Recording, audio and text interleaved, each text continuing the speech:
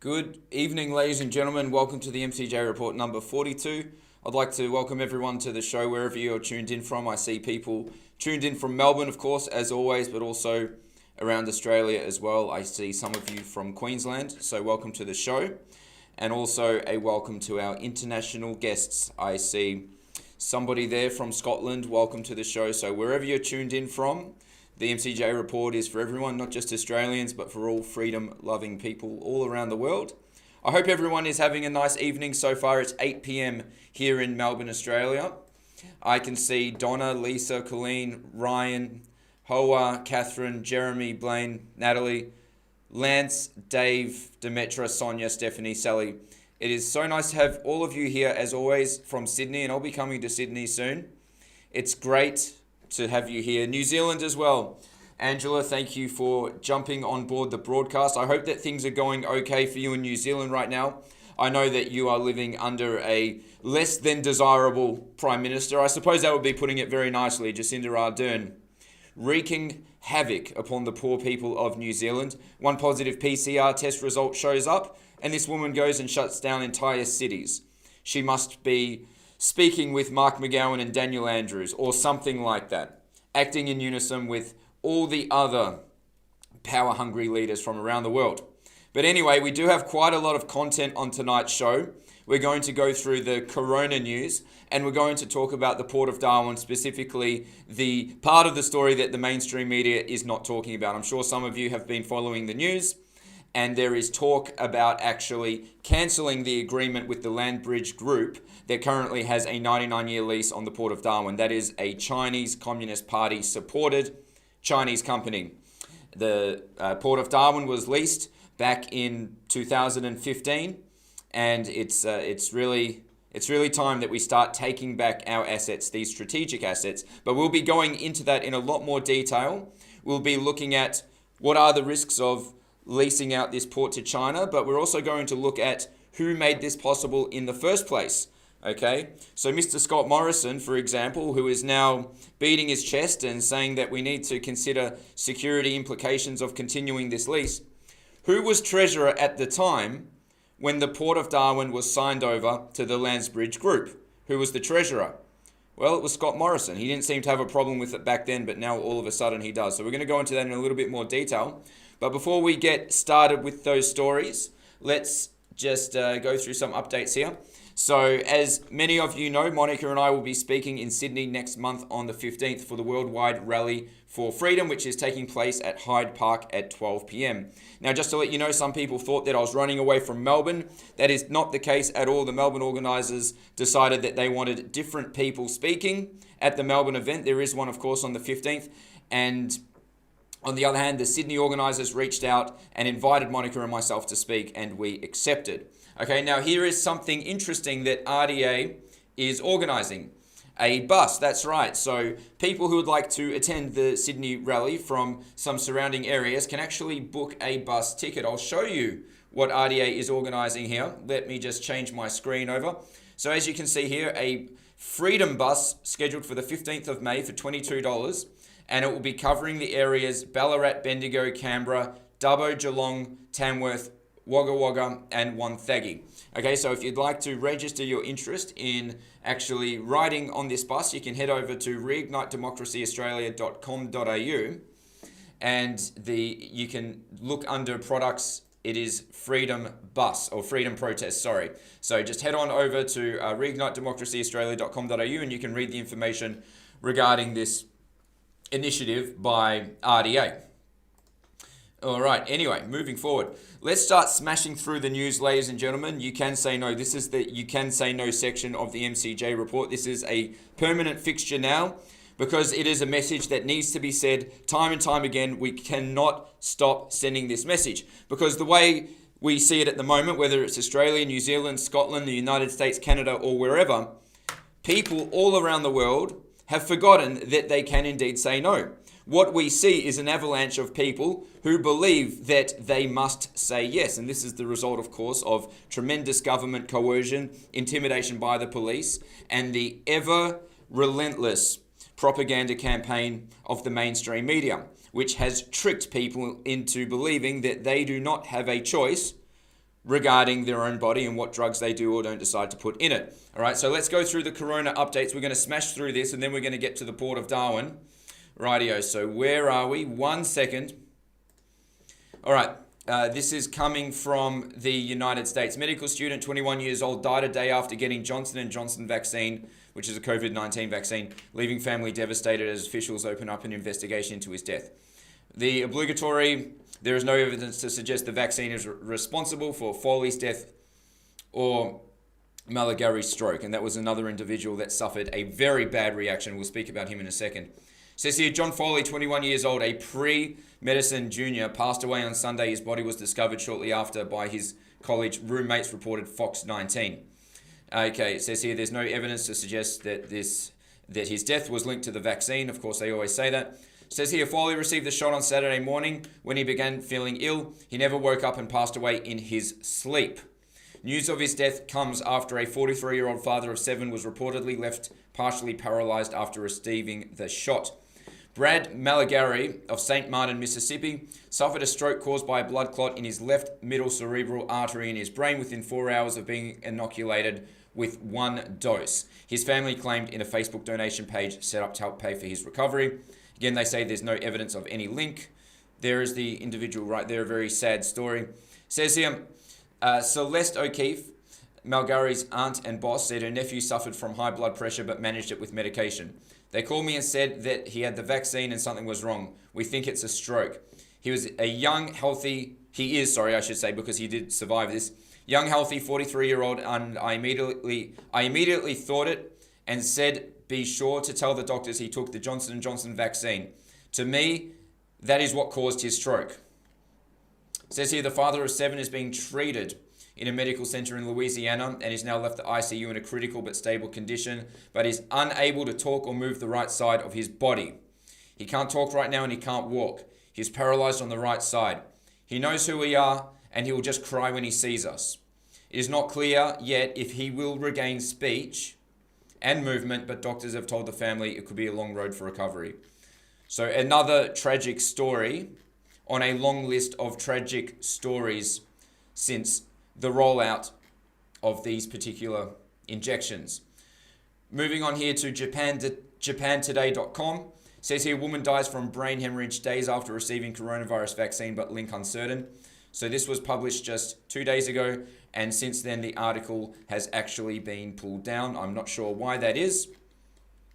Looks like somebody wanted the article scrubbed. Okay, that was from Japan Today, a publication in Japan.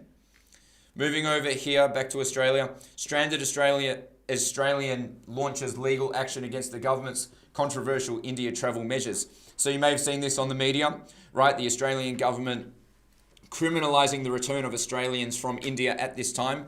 People returning could be facing jail time and or big fines. That's right. So what we see here is an Australian citizen has actually decided to take the Australian government to court in the federal court. Will he have success or will he not? We saw a failed court case by Clive Palmer regarding the border closures and also a failed court challenge in relation to the curfew.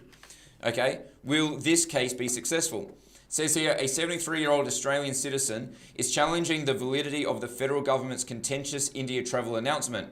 Lawyer Michael Bradley, who was acting on behalf of the 73-year-old, confirmed the challenge was lodged in the federal court in Sydney on Wednesday afternoon. The legal action is challenging whether Health Minister Greg Hunt's emergency declaration of the travel ban and additional criminalising measures under the Biosecurity Act is valid on constitutional grounds. During a brief hearing on Wednesday, the federal court agreed to expedite the case with a hearing date to be announced within the next 44 hours once an available judge is found. What do you think is going to happen, ladies and gentlemen? Do you think they'll have success, or do you think the courts will simply rule in favour of the government under the notion that we're under some type of national health crisis and that the measures are proportionate to the risk? What do you think will happen? I don't know what's going to happen, but I am, of course, wishing this individual the best of luck in his federal court challenge. All right, moving on here to the Irish inquiry. This is a pretty sad story, but it seems not dissimilar to what we've seen around the world. In Ireland, a church was raided by police for supposedly being in breach of local laws or lockdown policy or chief health officer directions or whatever you want to call it. The footage was quite dramatic. In the footage I'm about to show you, you'll see Irish police raiding a church and making an arrest of a man that was prominent there in the congregation. Now, somebody who was attending the church actually captured the entire situation on film. He filmed with his phone, and he later received a visit from the police at 3:30 a.m. in his home, and he was arrested. And under certain powers the police have over in Ireland, his children were taken. I'm going to show you the footage right now. It's disturbing, but unfortunately I think we've become a bit desensitized to this type of stuff. Anyway, I'm going to show you first the raiding of the church and then the raiding of the individual's home who captured the raiding of the church on his phone.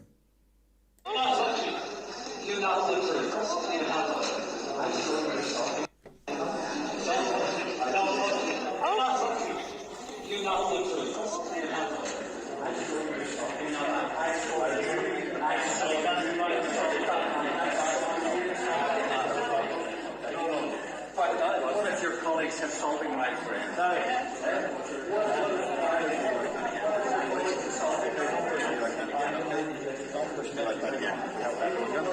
As I said to you, you have taken an oath and you violated the Constitution and you are in breach of your oath. Now you got to go ahead, yes, go ahead.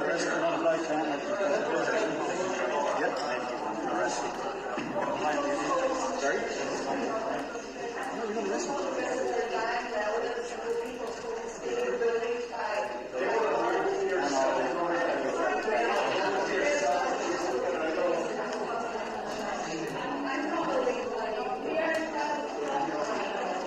me. Probably.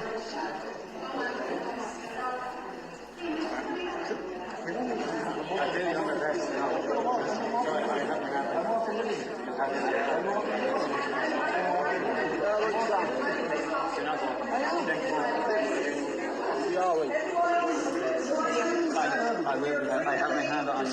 You're under arrest. I have more things to do. Don't touch me. Don't touch me. Come on. Wouldn't see him standing on the corner pushing a drug dealer like that, would you? Little hard man. Hard man. Yeah, there's a health activist in return station. Health doctor breathing in your own bacteria, you imagine. You're infecting all of us here. Why, sir? Why? No, you are to private property, sir. Sorry, officer. Officer, there is absolute officer. There is no need. Officer, You are in private property. there is no need. There is no need. There is no need. Get your hand off me, sir. Get your hand off me. Lease, yourself, officer. What's your name? What's your long number? Badge and rank. Where are you from? Excuse me. Badge and rank. Badge and rank. Leave me a right. Give your long number. Going to trouble.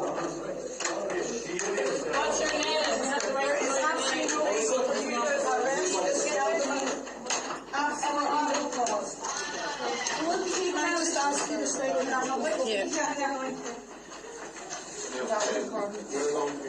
Which station? Irish House. I think it's Irish House. Right, yeah, then it's district. What's your name?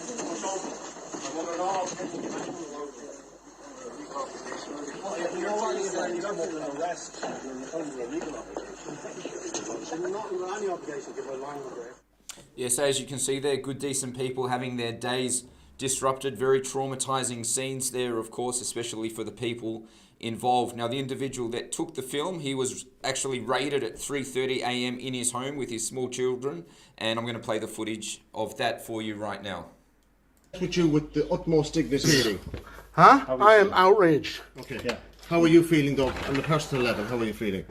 Excuse me, it's 3:30 in the morning. Yes. On a personal You level. are going to wake my children up. Yes. Yes. This is outrageous. That's okay. Has to be done. That's okay. This is outrageous. You are going to adopt my children. It's another new law. No. Sunday morning, you disrupted mass. Patrick, let me be very clear to you, okay? We were all fine and respectful. It was Sunday morning. Let me talk. Why are you holding me, Gav? Let me talk. Listen to the man. Let me talk, okay? We were all fine and respectful. We have dealt with you with the utmost dignity here tonight. Excuse me. With you with the utmost dignity here tonight. Excuse me. I have explained Walk to you. into me while I'm I have red. explained to you why we're doing what we're doing. You have become more vocal since you've had access to your mobile phone, and I know you're recording me. And I have no problem with that, because I'm satisfied what we have done is lawful. This is fucking crazy. Okay, now the next This is question we fucking have, crazy. we have concern for your Huh? Yes, Patrick. just This wait is here. crazy. Yes. Huh? Yeah, Patrick, now. Just stand here now. How many Come back- here? come 1, back in here. 2, Come 3, back in here. 4. Patrick, either you come back in here with us, Huh? or you come with us. Right? Come back in here. Right. Now. Okay. Now, Patrick, you'll be coming with us unless you cooperate with us fully. Okay? You understand that? Okay. Now, we're going to go. Okay, have you a pair of shoes? We're going to Pair get of you. We're going to shoes. get some medical assistance for yourself. Okay. I want to get Medical Yes, assistance, yeah, excuse me. absolutely. We want to get you medical assistance. Excuse me, medical assistance Yes. for what? As I said, from the investigations we have done tonight, we have concerns for your well-being also. What investigations are they? I will talk to you in more detail about them. We're going to go to Longford. Am I Care. under Yes. You are being detained under the Mental Treatment Act, yes, under Section 12 of the Mental Treatment Act for assessment. of the what? Section 12 of the Mental Treatment Act 2001. Have you, Patrick, have you shoes? Huh? Have you shoes there? Can you put shoes on you? Okay. Where are my children? Children. Your children, as I said, we've invoked Section 12 of the Child Care Act 1991 as amended. And your children will be going into care. This is unreal. This is disgraceful. Patrick, that's his position. Okay. Have you a pair of shoes with you, Patrick, now? Okay. Can you get shoes? Can I get dressed? Yes, you can. Yes. All right. You have a pair of shoes there. 5 minutes. Give them 5 minutes Yeah. to unload. Okay. Yeah, so pretty disturbing scenes there from Ireland, not dissimilar from other places around the world. According to the Irish inquiry, the man's children were actually taken by the police. The police, under Irish law, have the powers to do so, which of course is another huge problem and powers the police should never have, especially in a situation like this. Now, why did the police choose to visit this man's home at 3:30 a.m.? What good reason was there for visiting at 3:30 a.m.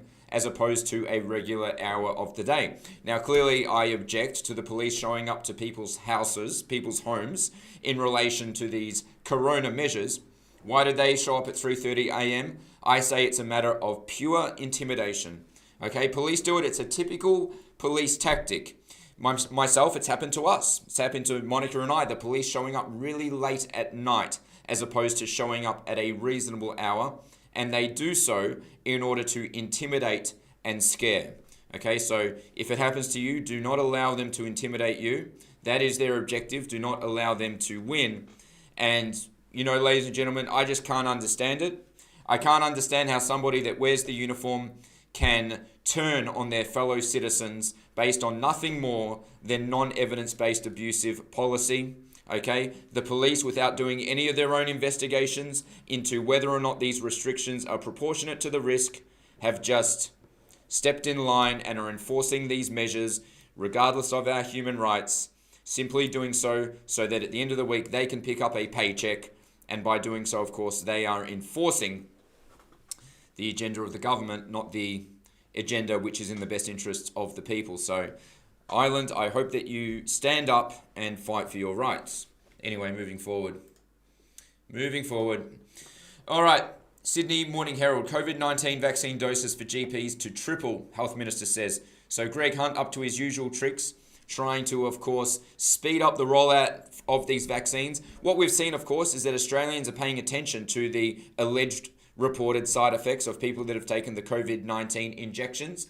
And we saw an article the other day that Australians are cancelling their appointments to get injected with the COVID-19 vaccine. What it seems is that there is hesitancy in the community. Australians are paying attention to the adverse reporting database from the United States and the adverse events popping up here in Australia. And what we see more and more is more and more Australians actually coming out and saying, you know what, I don't want it. Maybe later, I don't want it now. And that's why we see the government pouring millions of dollars into pro-vaccine visual propaganda and incentivizing doctors. Are they incentivizing doctors? Well, according to Greg Hunt, they are. So in addition to tripling the vaccine doses, it appears that the fee that doctors are paid to administer the COVID-19 vaccine is triple that of administering the vaccine for the regular flu. All right, this is not conjecture. It says it right here. Again, Sydney Morning Herald. Federal Health Minister Greg Hunt says the bulk billing fee doctors receive for administering COVID-19 vaccines will be 3 times what they are paid for flu vaccines. So there you go. General practitioners receiving a financial incentive, a big one, to jab as many people as possible with the COVID-19 vaccine. The government is getting very desperate, as you can see, ladies and gentlemen. All right, moving on to Israel, one of the countries most oppressed, one of the peoples most oppressed by their own government since the inception of this corona situation. We have here, Israel approves reopening universities for vaccinated students. The non-vaccinated have to stay at home. Israel's COVID committee to decide on new regulations. Pandemic SAR says 4th lockdown possible before election. So they're already planning another lockdown, yet they've vaccinated 60% of their country. 60% of citizens in Israel have been vaccinated. What does that tell you? It tells you that the government's not all that confident in the vaccine. Why would they be talking about a lockdown if supposedly this vaccine is the savior of humanity and is the road back to a, quote, new normal? And by the way, I reject the notion of a new normal. The old normal, I think, is good enough. Is that fair enough? Or a normal that was better than what we had before with, say, politicians in our parliaments that actually care about our country as opposed to mostly traders. Now, that is something I'll talk to you a little bit later. All right, so Israel, of course, maintaining their authoritarian measures to keep their people in line. Says here, the government approved the opening of restaurants and cafes, allowing a total of 100 guests inside and out. Guests without a green pass will have to sit outside. How about that? Oh, you don't have a green pass. You haven't been injected with a provisional vaccine whereby the clinical trials are only scheduled to finish in 2023. You can sit outside. That's right. This is full segregation in society. Hotels are allowed to open. Eating halls with no more than 300 people. Cultural and sports events as well as houses of worship can have 500 people. All right. Stadiums and event halls with a capacity of 10,000 guests are allowed to admit 1,000 indoor and 1,500 outdoor. All right, so they've just sort of giving the people dribs and drabs. But of course, those who are unvaccinated, they got to sit outside. They got to go and sit in the rain. It says here, the Israeli government reopening university campuses beginning Sunday for Israelis. It's funny how they use the term green, a word that is synonymous, I suppose, with environmentalism, nature, the great outdoors, when in fact there is nothing natural about this vaccine, yet they use the term green pass. Do you see how it is? Okay, so yeah, the article here just goes on to basically describe Israel's, quote, easing of restrictions in relation to the vaccinated versus the unvaccinated. Pretty disgraceful stuff if you ask me, and this is a reminder that we need to fight as hard as we can. We don't want what's going on in Israel to happen here, I can tell you that. All right, moving on to Sweden. Swedish football fans protest absurd COVID rules as they meet in shopping mall while only 8 people allowed in nearby arena. This is crazy, this story. So look at this, right? Sweden, you can have huge amounts of people in the shopping centres, but in a sports stadium, a massive sports stadium, there's a limit of 8. Just another inconsistency of craziness, line of inconsistencies and COVID craziness. COVID-19 restrictions mean that only 8 lucky fans are permitted to watch games in stadiums. So what happened was the sports fans, the football fans, they all congregated in a shopping centre to protest. I'm going to show you that protest if my internet comes back. What's going on here? Are we connected? Frozen? Just 1 second.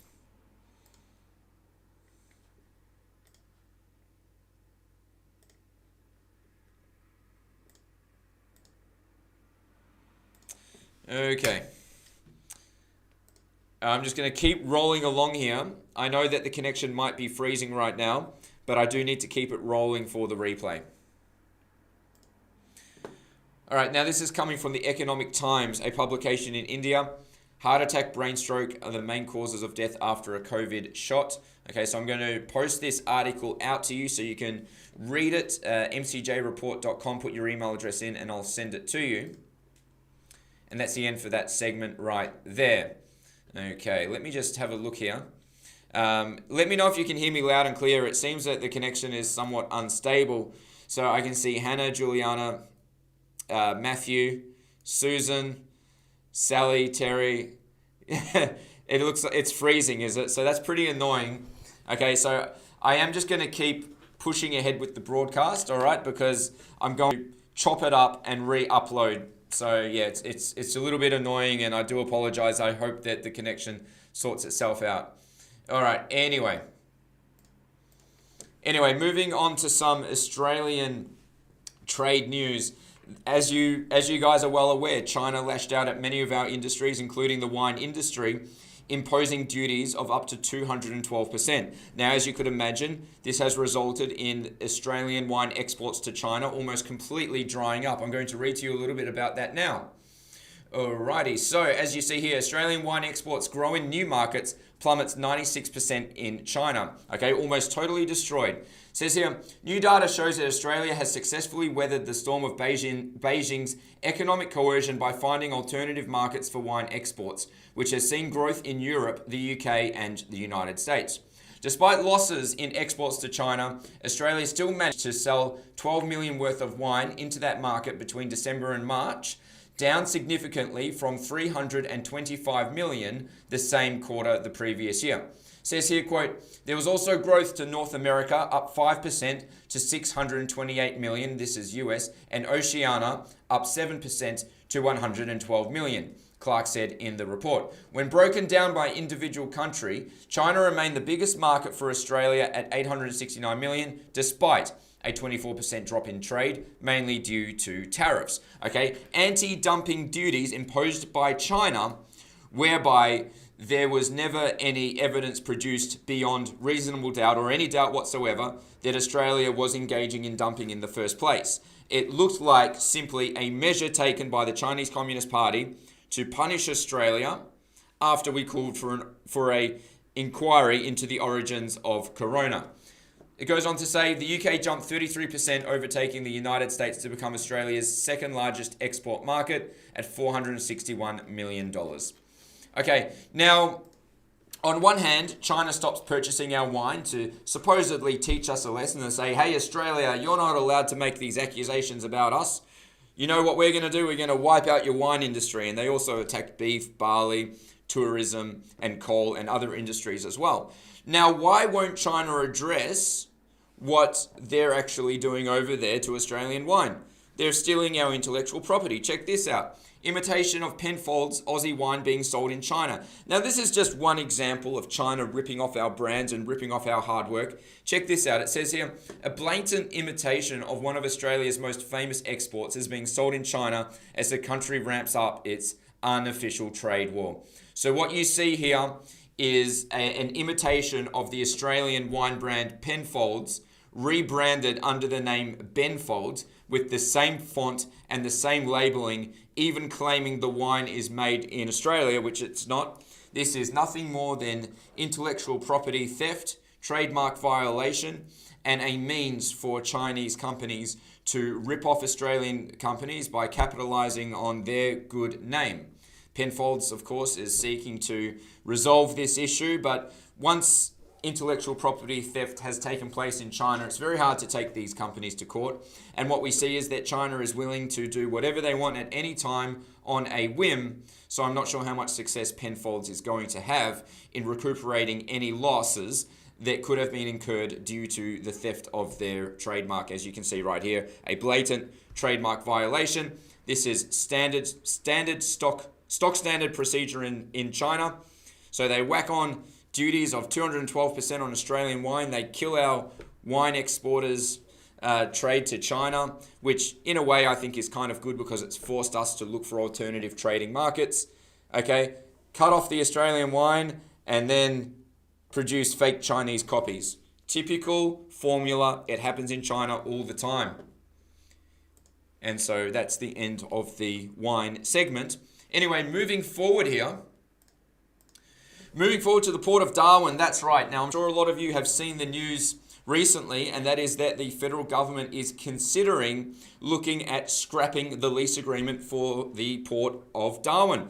Of course, there are security concerns over whether or not China will possess a strategic advantage here in Australia, the Port of Darwin being, of course, our most strategic port. We have, for a long time, Marines from the United States flying over, engaging in training drills with our troops around that particular region. Of course, the top of Darwin is in close proximity to other nations, and it was in 2015 that the Port of Darwin was privatized and leased to a Chinese Communist Party-backed corporation called the Landsbridge Group. That's right, we're going to talk about that in a little bit more detail to put it in context and perspective. But before we do, we're just going to go through what's happening with the government right now in relation to the Port of Darwin, and then we'll get on to how did we get here and who were the players involved. All right, and I can tell you there was a lot of betrayal involved. All right, so here's something interesting. The Port of Darwin investment by China's Landsbridge Group is sinking under losses. Okay, so in addition to the government looking to review the lease agreement, it seems that the company here that took the lease on the Port of Darwin is actually losing money. Check this out. It says if the Chinese owner of the 99-year lease to the Port of Darwin is looking to make any money from its initial $506 million infrastructure investment, it might want to get its skates on. That's pretty funny. It says here, as far as margin call can tell, things aren't looking too flash for the port's ultimate Chinese owner, the Shandong Landbridge Group, with the port's Australian subsidiary making $151 million in cumulative losses over the past 5 operating years since taking control of the North Australian port facility in November 2015. Alrighty. So we're going to just move on here. As you can see, Australia is reviewing lease of the Darwin port to Chinese firm. Okay, it says here, Australia is reviewing the 99-year lease of the commercial and military port in the country's north to a Chinese firm, a government source said on Monday, a move that could further inflame tensions between Beijing and Canberra. Of course, China won't react to this well. They'll say, hey, why would you possibly want to renege on this negotiation? How dare you accuse China of misconduct? And what this could result in is China seeking to further in Australia. They won't attack iron ore. They doubt iron ore, but they'll... Which begs the question, why do we keep selling iron ore to China? Why are we giving China time to look for alternative iron ore sources whilst they simultaneously attack and destroy all of our other industries? It makes completely no sense. It says here, Australia overhauled its foreign investment laws late last year, giving the government the retrospective power to impose new conditions or even force a divestment on deals that have already been approved. So they're referring to the Foreign Relations Bill, of course, which went through last year. That was the bill that gave the government the additional powers to tear up the Belt and Road Initiative. Now they're looking to tear up the lease on the Port of Darwin, which I think should happen. It's a lease that never should have taken place in the first place. Okay, moving on here to ABC. If you'd like to see all these articles, mcjreport.com, go to the homepage, put your email address in, I'll send it out to you. It says here, the federal government asked for advice on controversial Darwin port lease to China. All right, so I'm going to read you some segments here. During a visit to Darwin last week, Prime Minister Scott Morrison said he would only act on the lease on the advice of Defence Department or security agencies. Said here, quote, if there is any advice from the Defence Department or our security agencies that change their view about the national security implications of any piece of critical infrastructure, which the Port of Darwin is, of course, we have legislation now, at least we have it now, right, which is dealing with critical infrastructure. He said, you would expect me as Prime Minister to take that advice very seriously and act accordingly. You would expect it. Would we also expect it from Scott Morrison when he was the Treasurer? Okay. Would we have expected that from him then? I'll explain to you in a minute what I'm talking about. Alrighty, so let's talk about the actual lease of the Port of Darwin. When did it happen? How did it happen? And why did it happen? Okay, I think these are the three main questions that we need to address. Because, of course, if we're not able to understand how this dramatic mistake was made, then we're bound to repeat it, of course, right? So we need to understand it. Okay, so Wikipedia here. Landsbridge lease. This is referring to the 99-year lease on the Port of Darwin. In October 2015, the Chinese-owned Landbridge Group won the bid for a lease of Port Darwin. The then country Liberal-controlled Northern Territory government granted the company a 99-year lease for $506 million. Okay, so this is what Wikipedia says. This is not entirely accurate. It wasn't exactly the country Liberal-controlled Northern Territory government that granted the Landbridge Group a 99-year lease. Okay, let's just put it in perspective. So we look back to 2012. Okay, let me just change the screen here. We look back to 2012 in the Northern Territory. You've got the country Liberal Party up there. They went on a spree of privatisation in order to raise revenue. So one of the main major asset to be put up for sale was the Port of Darwin. There was a bidding process, and in 2015 they identified several potential customers for the lease of the Port of Darwin. They reviewed them. It was 33 entities that were competing for the lease on the Port of Darwin. Okay, they selected the bidder offering the highest price, which was reported to have been the Landsbridge Group, even though we were not made privy to the other offers put in by other bidders. The request for lease was submitted to the Foreign Investment Review Board. It passed the Foreign Investment Review Board. Scott Morrison, who was the Treasurer at the time, had no objections. Okay, it's really important that we understand the Foreign Investment Review Board works hand in hand with the Treasurer. Okay, the Treasurer has a big say over the FIRB and Scott Morrison was completely silent. So let's talk a little bit more about that, shall we? Okay, so how and why did the Northern Territory lease the Darwin port to China and at what risk? So let's just have a little bit of a read down here. So the country Liberal Party, as we said, 2012, wanted to sell off public assets. And of course, the first to go was the Port of Darwin, which was leased for 99 years for $506 million, which was very short-sighted, of course. they would be better off investing in Australian innovation and advanced manufacturing rather than just selling off our assets.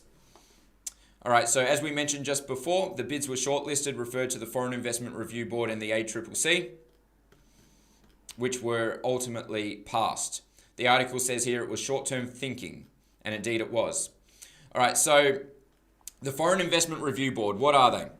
It's essentially a board which either approves or declines bids for the foreign takeover of Australian businesses, land, assets, corporations, mining rights, etc. I'm going to read to you here from the Australian government website. This is directory.gov.au. If you'd like it, just go and head over to mcjreport.com. It says here, the Foreign Investment Review Board is a non-statutory body responsible for advising the Treasurer on foreign investment policy and its administration. All right, so Scott Morrison was the Treasurer at the time. He would have been advised on the 99-year lease takeover of the Port of Darwin, along with it back then. It says here, it examines foreign investment proposals submitted under the Foreign Acquisitions and Takeovers Act of 1975 and under Australia's foreign investment policy. The board is supported by the department. The board comprises of 6 part-time members appointed by the Treasurer, as well as the division head of the Foreign Investment Division of the Department of the Treasury. All right, so the Port of Darwin, right, was leased it officially went through in August 2015. And what we see here, Scott Morrison, honourable, right, that's debatable, right, honourable, was the Treasurer from the 21st of September 2015 all the way to August 2018. So the lease actually went through there. The lease went through in October 2015, so it actually went through around a month after Scott Morrison became Treasurer. Now, just to go back here, to describe some of the risks. These are risks that have been expressed by our security experts and by our foreign partners in relation to the privatization and leasing of the Port of Darwin to a Chinese-backed corporation. It says here, the Americans who use Darwin as a strategic pivot location for thousands of Marines each year are on the record stating their concerns around the potential for Chinese operatives to spy on American and Australian Navy ships. Mr. James said there were also other risks, including China's operations in the South China Sea and how Australia's strategic power to respond had been put at risk through the lease of the port. He says there's a lot wrong with it, but it's the best of a bad lot across Northern Australia. So over the next 99 years, if we want to build a big naval base somewhere, it's probably going to be in Darwin. That's right. But by leasing the commercial port in Darwin, even though it's well down the harbour, to someone who runs the risk of being a potential adversary over the next 99 years, it's the equivalent of leasing the port to the Japanese in 1938. Okay, so expressing here that one day we may go to war with China. We see Australia and the United States having increased friction with China's imperialist regime, and we're literally inviting a very, very real future enemy into our backyard by this lease on the Port of Darwin. So to put it in perspective, there's Darwin right up there at the top of Australia. Now the Chinese Communist Party has interests all around. In Papua New Guinea, they're looking to build a super city in the city of Daru, which is around there where you can see my mouse, a multi-billion-dollar super city. We know there's Chinese embassies all around in Timor-Leste. China's investing huge money in Indonesia and is seeking to become more friendly and aligned with the Indonesian military, which is a massive military. Indonesia, another booming economy with a lot of people. Indonesia has a huge population. And of course, a big population with a growing economy needs two things, land and resources. China needs land and resources. So Indonesia and China have a shared issue. They need more resources and land. And who has those? Well, we do right here.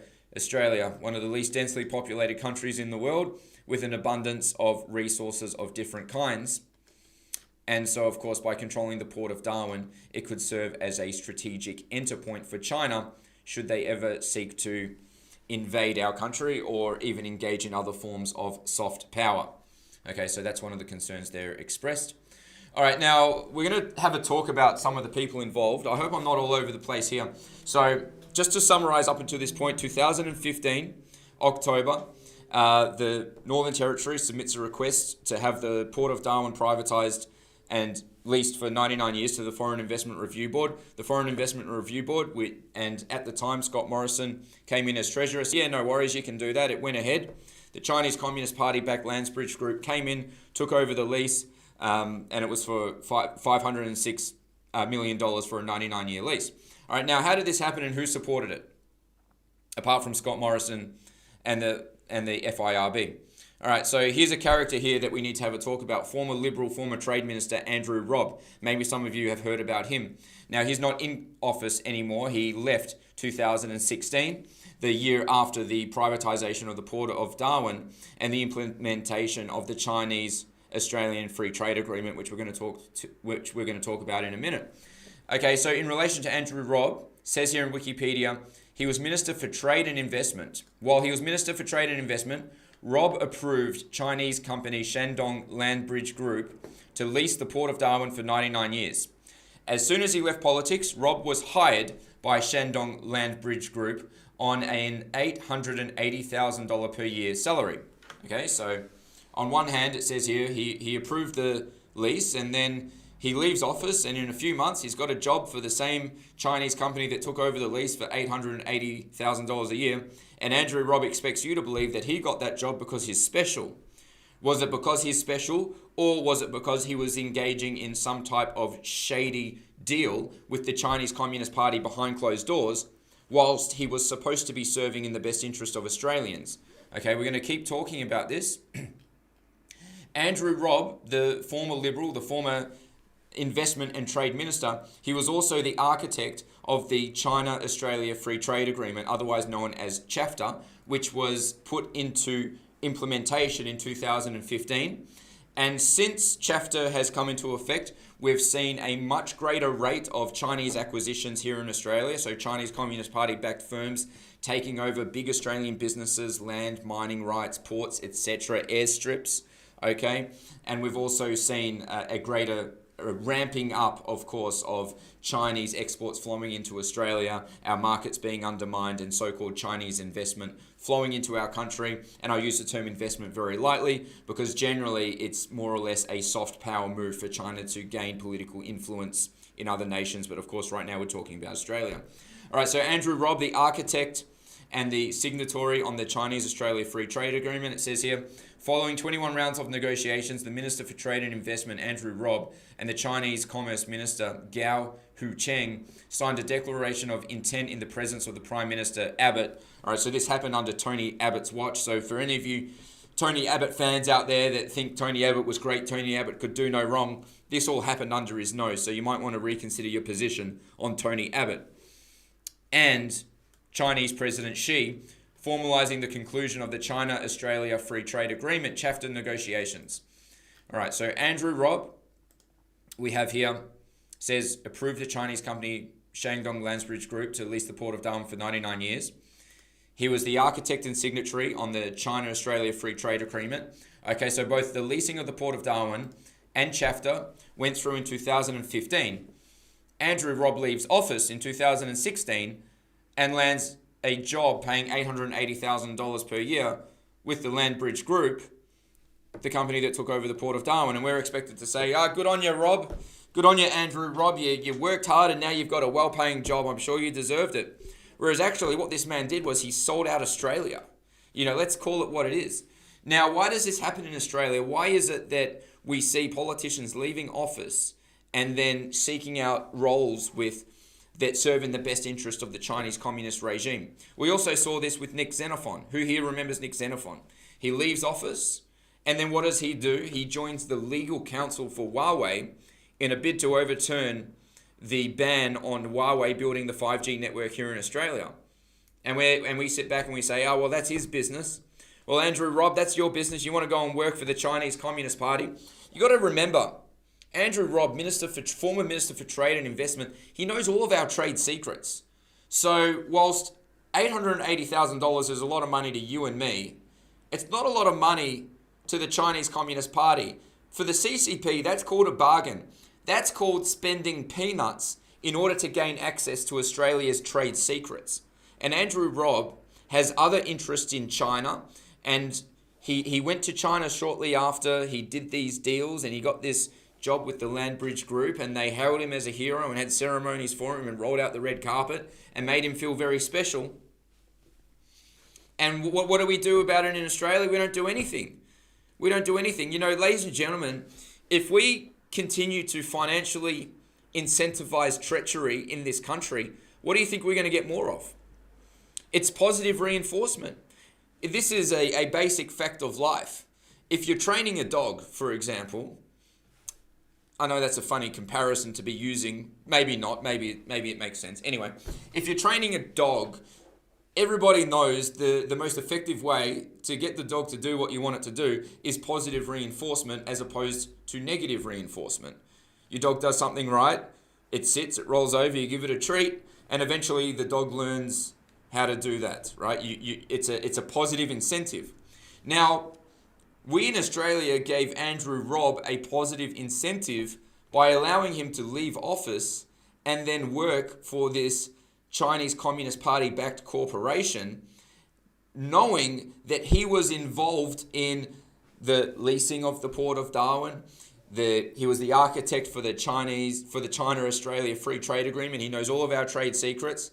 And we allow this guy to just go and be on $880,000 a year and say, no worries, good on you. What message does this send to future politicians in Australia? It says, this is what it says: if you betray our country and capitalise off betraying Australians, we'll reward you, we'll sit back and we won't do anything about it, and you can be rich and you can own properties. So let's talk about some of his properties. We'll get to that, okay? Where are we? Yeah, so as you can see here, it was all over the news. Andrew Robb took $880,000 as soon as he left Parliament. He walked straight in there. Look at this. Former Australian Trade Minister Andrew Robb walked straight out of Parliament and into $880,000 a year with a billionaire, Chinese billionaire. Right, he was the architect of Chapter, of course. Monthly payments of $73,000 a month. $73,000 a month, Andrew Robb. Right. And he wants us to believe that he got the job because he's special, right? At the time, we had people from the Australian Strategic Policy Institute giving warnings about the Port of Darwin and Beijing's long-term strategic interests. It seems that often our experts at the Australian Strategic Policy Institute, they're just ignored by Canberra. They're just ignored. I mean, they're only experts in foreign policy and strategic policy. They get ignored. And there we go, Andrew Robb hanging out with his billionaire buddies, looking very happy there. Very happy. He made a good career decision.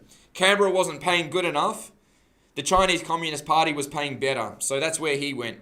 Shows where his allegiance is. Why do we reward treachery and treason? Why do we do it? We need to stop doing it.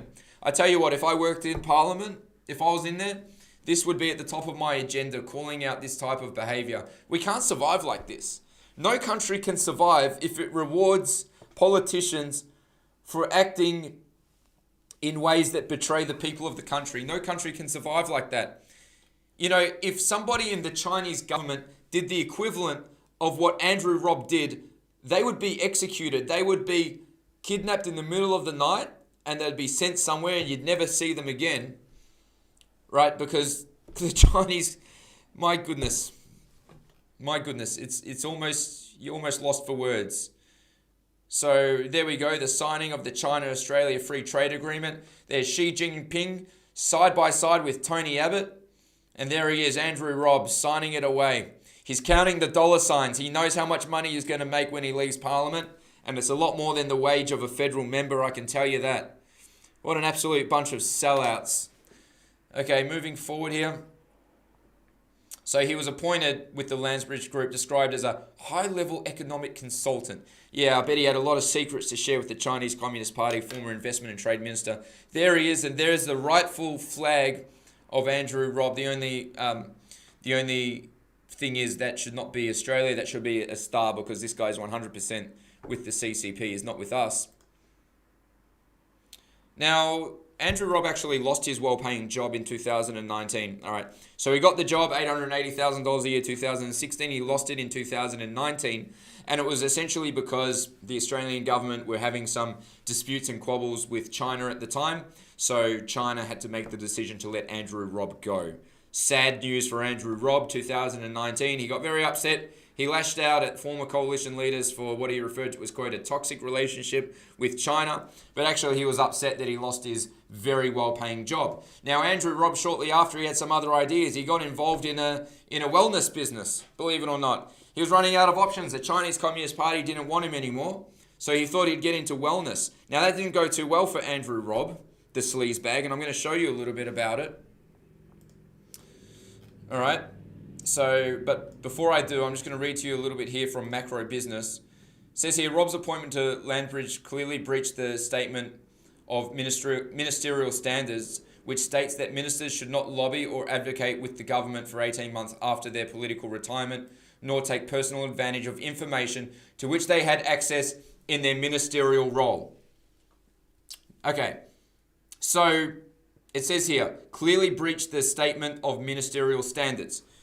Did Andrew Robb take advantage of information that was part of his ministerial role, Director of Investment and Trade, and he's employed as an economic advisor to the Landbridge Group after he leaves office? And Andrew's here to tell us that there's no conflict of interest, and Andrew Robb never gets investigated by ASIO for working with a foreign entity and being in breach of these ministerial standards. Why has Andrew Robb not been investigated? Can someone please answer that to me? I don't know. Check this out. Over the weekend, and this is from 2018, all right? Over the weekend, Robb reportedly purchased a Cremorne Point house for $3,985,000, which comes on top of last year's purchase of a $3,735,000 clifftop house at Palm Beach. And the source is Domain, and I checked out the source in Domain, and it 100% checks out. You want a copy of these articles, these sources, you can read it for yourself. This is not lies. The man was buying multi-million-dollar properties, flying high, loving that CCP money. If you want a copy, mcjreport.com, put your email address in, I'll send it to you. Okay, it says that he put one of them in his wife's name. All right, so he's doing that. Now, here's a little bit of an update. This was from last year, 2020. Ex-Trade Minister Andrew Robb lists Cremorne Point home for $4.2 million. So maybe things got a little bit difficult for Andrew Robb, and he had to sell his home for $4.2. He listed it for $4.2 million. I'm not sure if he sold it or not. Okay, so clearly he needed to free up a little bit of money. He didn't have a very well-paying job anymore, and that could be because what do we have here? Former Trade Minister. This is from April 12th, 2021. Former Trade Minister escapes health company collapse. So he was involved in a dodgy health company. Check this out. It says, a Melbourne health company that planned to list on the Australian Stock Exchange and expand into China, of course, with the help of former Liberal Trade and Investment Minister Andrew Robb, has collapsed, owing more than $11 million to creditors. So the CCP doesn't want him. He gets involved in a dodgy health company that ends up owing $11 million. It says here, preliminary investigation into the collapse of Global Brands Australia, which was placed into administration on February 16th this year, has identified potential movement of assets and fraudulent business activity statements lodged prior to the appointment, according to a report by the administrator Chan and Naylor. All right, so there he is right there. So not so smart after all. Okay, happy days when he's being fed by the CCP, but once they cut off his grain supply, not so happy anymore. I mean, the plot thickens. This was from last year in relation to this health company. Former Trade Minister's wellness business owes $1 million to underworld figure. What sort of business is this Andrew Robb guy getting involved in? Is this the type of people that occupy the walls within our parliaments? I'd say it certainly is in many cases. Look at this. Former Liberal Trade Minister Andrew Robb is running a health and wellness business. Remember, this is from last year. Partly funded by convicted drug trafficker Shane Carter, the biochemist at the centre of the Essendon and Cronulla football doping scandals. All right, so it's pretty bad stuff, ladies and gentlemen, that we allow former ministers to behave in this way. Andrew Robb, he leaves office and he signs chapter. He supports the lease of the port of Darwin to the Chinese Communist Party. He leaves office a few months later. He's on $880,000 a year. He's not investigated. He supposedly hasn't breached his ministerial obligations. and then he's buying multi-million-dollar properties. Come 2019, Australia and China have a dispute, and China makes a decision that they have to let Andrew Robb go. So he gets involved in a dodgy wellness company that ends up owing $11 million and $1 million to a man that was involved in, what was it? This scandal. To an underworld figure. Shane Carter, the biochemist at the centre of Essendon and Cronulla football doping scandals. Australian politics needs cleaning up, ladies and gentlemen, and that's why come next election, you, me, and everybody, we need to do everything in our power to get good, decent people voted in. There's going to be great options, and I'm going to talk to you more about it. This must change. All right, that's the end for this section. Let me see if we're connected. Are we there? Let me know if you can hear me. I know that we had problems before, and I just kept going because, as you know, I record the episodes and then I upload the episodes. So let me know if you can hear me. I know that it's been a little bit difficult. I can see some of you on Facebook, some of you on YouTube. I don't know if Rumble's working. Rumble's probably not working. I wish it would work, but I don't think it is. We can do a little bit of Q&A if you guys would like. You can ask some questions. I'm happy to answer any questions you have, and we can have a bit of a chat. Crime and corruption, says Terry. Yeah, tell me about it. Tell me about it, 100%. All right, before we wrap up, actually, make sure you go and follow me on Telegram at Morgan C. Jonas. I don't know how long I'll be on Facebook for, and it's probably just a matter of time before we all get taken off. Telegram's my preferred platform of choice. I post more on it at Morgan C. Jonas, and you can follow me there. If you'd like to support my work, you can head on over to mcjreport.com/support. This is what I do full time now, so your support enables the MCJ Report to go along. You can support from as little as $5. I'm very proud to be funded by the public and not funded by corporate sponsors or corporations. What that means to me is that I am answerable to you and you only, not answerable to any companies or corporate interests or anything like that. So if you can, of course, it'd be much appreciated. It allows me to keep going and to keep building this show, mcjreport.com/support. In saying that, of course, if you're going through a difficult time financially, I prefer that you hold off for another day. Also, reignitedemocracyaustralia.com.au. If you'd like to become part of the solution and sign up as a volunteer, just head over to the site and you can click on Become a Volunteer Today. It says Get Involved Today, and you can fill out a form and you can determine how you'd like to be involved, and we'll be in touch with you soon and advising you on ways that you can get out into the streets to make a difference. All right, who's got the first question?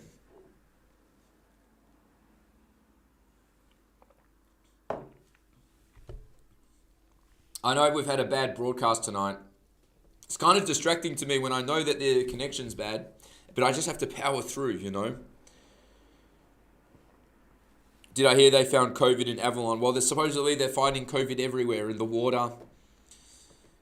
I mean, it's just crazy, isn't it?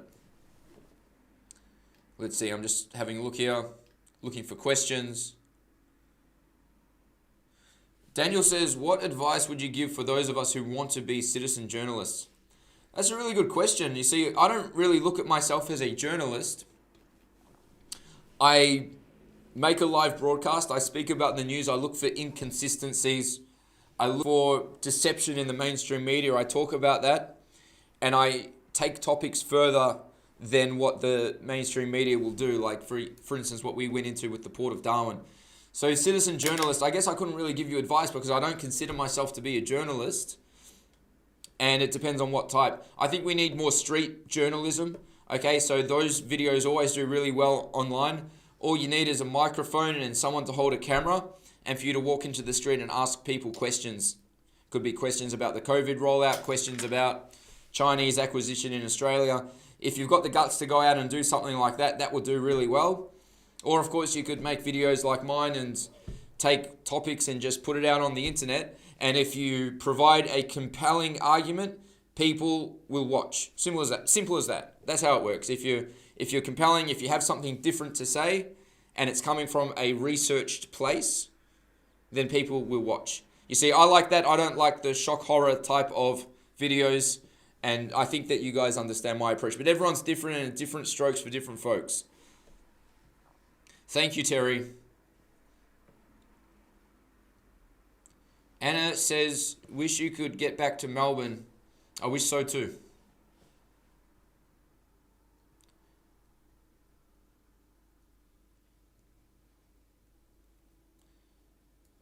Stephen says, could I please interview Oz reps? Could be a possibility, but I'm not sure about it at this stage. Let's see. Dave Martin's question. I'm looking for Dave Martin's question. I don't see it. I don't see the question there. So PJ says, keep it up, Morgan. Monica, make great shooting. Yeah. So we'll do what we can. Matthew says, will I get the jab? No. No, I won't, Matthew. It's a funny question. No. I've never been into it, you know. I've never gotten the flu vaccination. I basically look after myself pretty well. I eat healthy, I exercise. I'm a pretty healthy person in general, so flu vaccine, I don't want it. COVID vaccine, I don't want it, I don't need it. And I have had other vaccines in my life though. I've traveled to some places in the world and I have had vaccines for malaria and a couple of other diseases. So probably most people have. Thanks, Donna. David says, how do we get out of this? All right, so we're going to need to come together like never before to support good, decent people in their bid to get into Parliament come next election, okay? And through Reignite Democracy, we're providing a platform that makes it very easy for people to get involved on a large scale. Thank you, Morris. There's Judy B. You know, Judy B has been supporting my work since all the way back in 2019. That's right. So shout out to you, Judy B. Morris says you're hearing me loud and clear. If anyone has any other questions, put it in the comments. Happy to hang out for a few more minutes. For sure, we've been going for a bit over an hour now.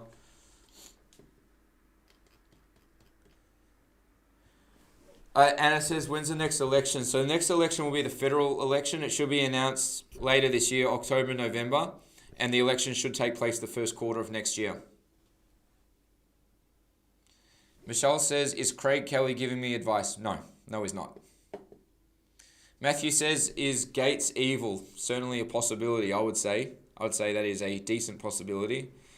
Diane says, love from the UK. Thanks for being here, Diane. Sending my best wishes from Australia. Who can we ask to investigate Andrew Robb? ASIO or Australian Federal Police?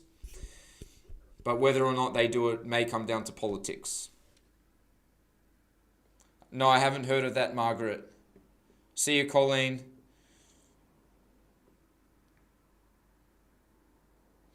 How do we get this to go viral, more than 500 or 600 live views, but into the main area where lots of people will see this?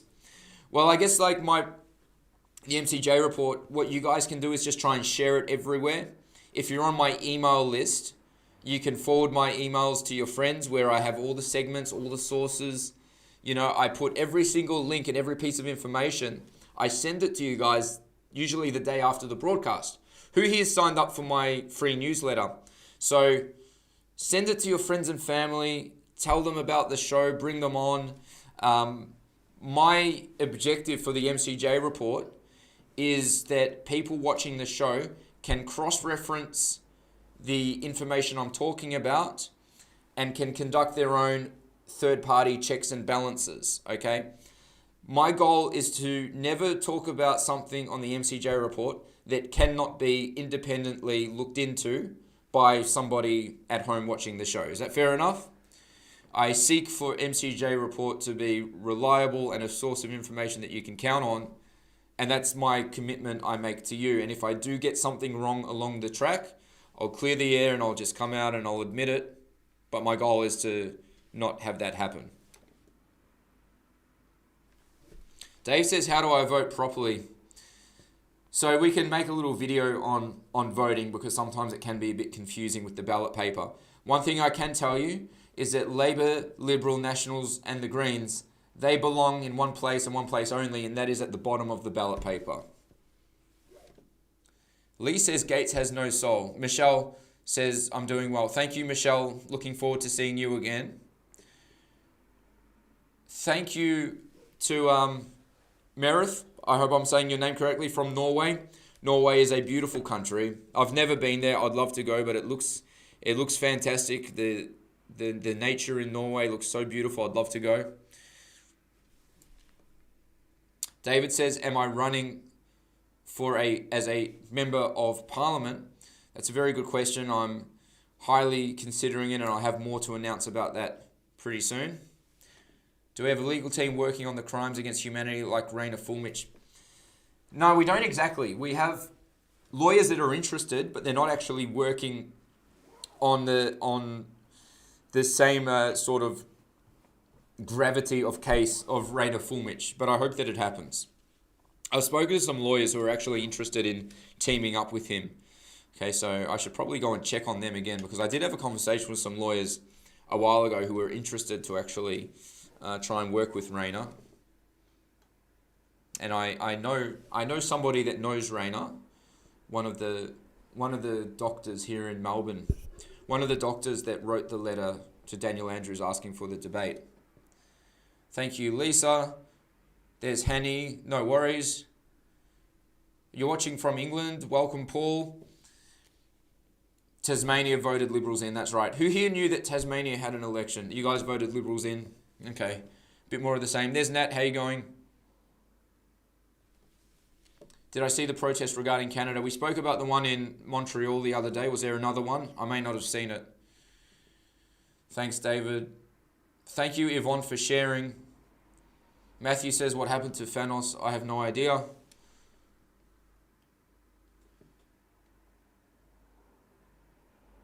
Just reading down.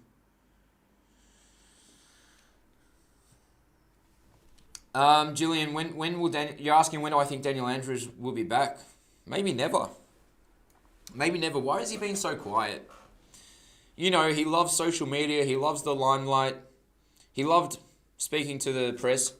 Now, Daniel Andrews made a post a couple of weeks ago, right, saying that he's walking 1 hour a day.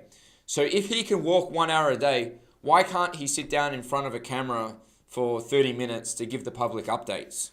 Why is he so quiet? The silence is what I find the most suspicious. Just reading down.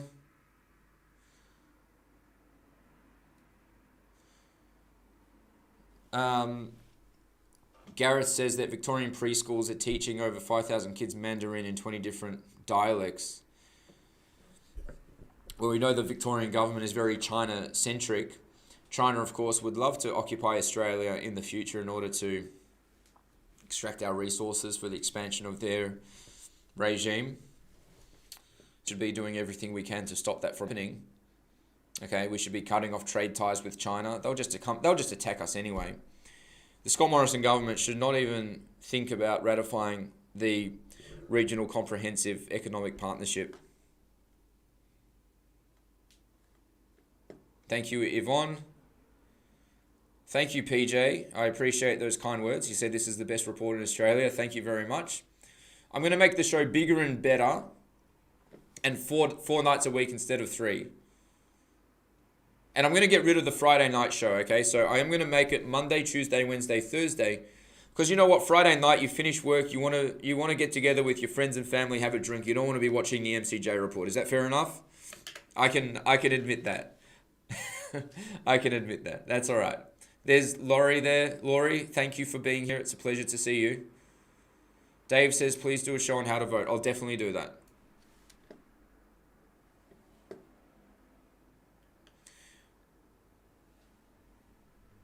Tasmania, New Zealand. Okay, Ching, yeah. So China owns probably the majority of farms in Tasmania. We had, you know, it's really troubling to think about the degree of huge fertile farmland that has been sold off to China. A lot of the large farms in Tasmania were acquired by China during Scott Morrison's tenure as Premier.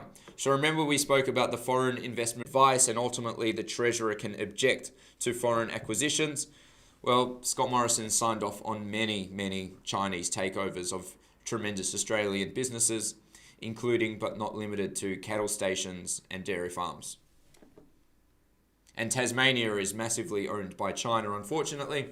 New Zealand, of course, signed the Belt and Road Initiative, so we really need to reassess how we interact with New Zealand. Now, it's a tremendous shame, and any of my Kiwi brothers and sisters, if you're watching, I love you. This is nothing personal. But because Jacinda Ardern is deepening New Zealand ties with China, and she's signed the Belt and Road Initiative, and she's bringing in more Chinese investment and Chinese cultural influence, and abstaining from taking certain positions against China, and kowtowing to China in the United Nations, it puts us in a position here in Australia where the actions of the Chinese Communist Party in New Zealand by proxy pose a national security threat to us in Australia. So the people of New Zealand, I think, really need to band together to push back against the New Zealand government's relationship with China before it's too late. Okay, because obviously Australia and New Zealand, we have free trade, we have free passage, and I'd hate for New Zealand to completely become a proxy of the Chinese Communist Party, because China's not that interested in New Zealand. They see New Zealand as a backdoor entrance into Australia, as they saw Victoria as a backdoor entrance into the rest of Australia through Daniel Andrews. But Daniel Andrews couldn't come good on it, could he? The Liberal Party ripped it up. Now, I don't give the Liberal Party much credit for caring about our national security. I mean, the port of Darwin was privatised and leased out on their watch. Chapter with Tony Abbott, the China-Australia Free Trade Agreement, was signed and put through on the Liberals' watch. What happened after Chapter?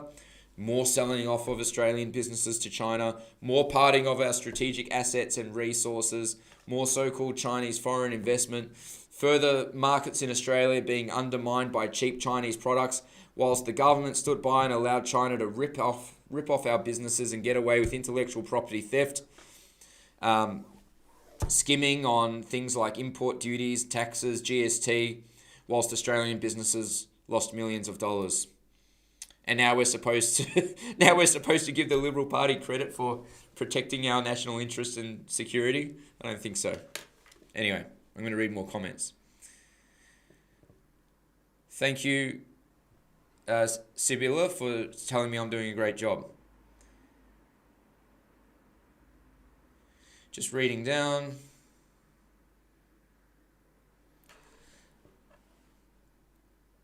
Daniel says, do I think WorkSafe has shut him down? Well, we'll see what we're doing. I'm still waiting for more updates on what's happening with WorkSafe and Daniel Andrews.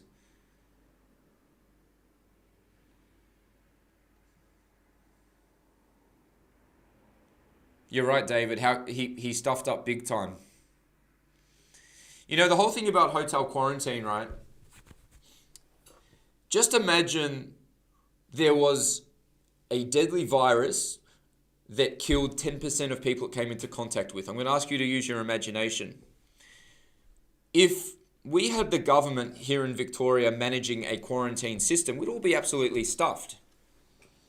The hotel quarantine system in Victoria, in my opinion, demonstrates the extent to which the Victorian government does not believe that COVID poses a major risk to public health.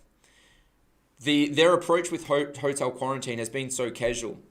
If the Victorian government was so concerned about the public health implications of COVID, why would they allow quarantine workers to leave the hotel for lunch and then at the end of their shift go home to their families? A real quarantine system should be away from cities, isolated, and the workers should live on premises in order to contain potential infections. That's what you would do with a legitimately deadly virus, but that's not what the government did. It's terrible and I shouldn't laugh, but there were situations where we had hotel quarantine guards sleeping with people who were quarantined. I mean, that really tells you everything about how the government looks at this virus. Anyway, reading down. Who here thinks that this is totally off topic. Who here thinks that the legislation coming out of Florida right now in relation to not imposing the vaccine passports, rejecting mandatory vaccines, going after social media companies for censorship. Who here thinks this legislation has something to do with Trump being in Florida? Put that in the comments. Do you think he is coordinating with the governor of Florida, and do you think that is a reason why Florida seems to be producing all of this legislation? All right, just reading down now. Does anyone have any more questions? Oh, it's freezing. So annoying.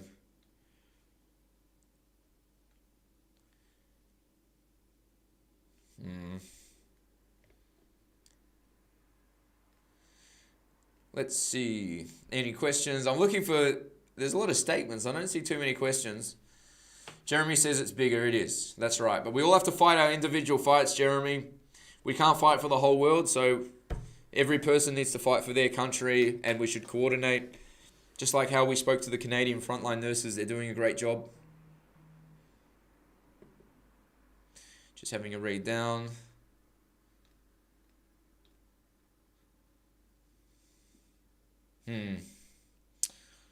All right, I think that just about wraps it up. I'd like to thank everyone for their time this evening. Thank you so much for being here. You know, you could have been doing anything else. And there's also something, and I'm going to make a video about this tomorrow, and that is that who here is going to be in Melbourne on Saturday at 12 p.m.? Who here is going to be in Melbourne at 12 p.m.? So I'm very humbled to have been invited to speak at the annual Falun Gong festival for the birthday of Falun Gong from the Chinese community here in Melbourne, and that will be taking place at 12 p.m. on Saturday at Queensbridge out the front of Crown Casino. So you know the Chinese group Falun Gong, they've been persecuted in China. It's a movement based on spirituality and physical movements. You may have seen them in Melbourne.